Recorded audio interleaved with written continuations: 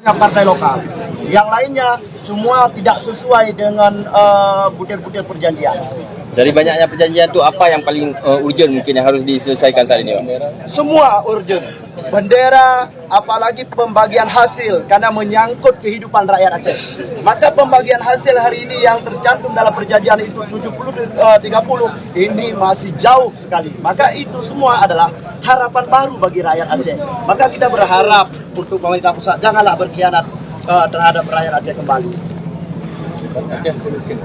Oh jelas, karena bukan sebenarnya Aceh nggak miskin, tapi dimiskinkan oleh negara Republik Indonesia berpuluhan tahun. Betul. Merdeka! Kita akan melakukan langkah-langkah.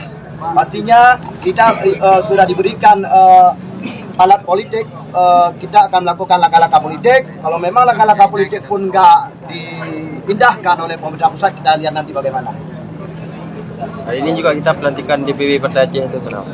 Apa target kita dalam pemilu 2020? Target pastinya kita akan menguasai parlemen sebesar-besarnya. Karena hari ini kita sudah melihat 15 tahun sudah kita masuk dalam parlemen. Artinya parlemen itu kebanyakan dipenuhi oleh partai-partai di luar Partai Aceh. Kebanyakan.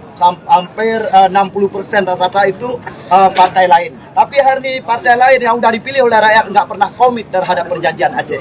Buktinya semua parlemen tidak mau membahas satu ke satu hasil perjanjian MUISG. Maka hari ini kita berharap kepada seluruh rakyat maka kembali bersatu dalam Partai Aceh. Kita mau menyelesaikan persoalan perjanjian antara Aceh dengan pemerintah pusat. Allahu Akbar! Merdeka! Merdeka! Sebanyak-banyaknya. Kalau bisa 100%. Amin. Allahu Akbar!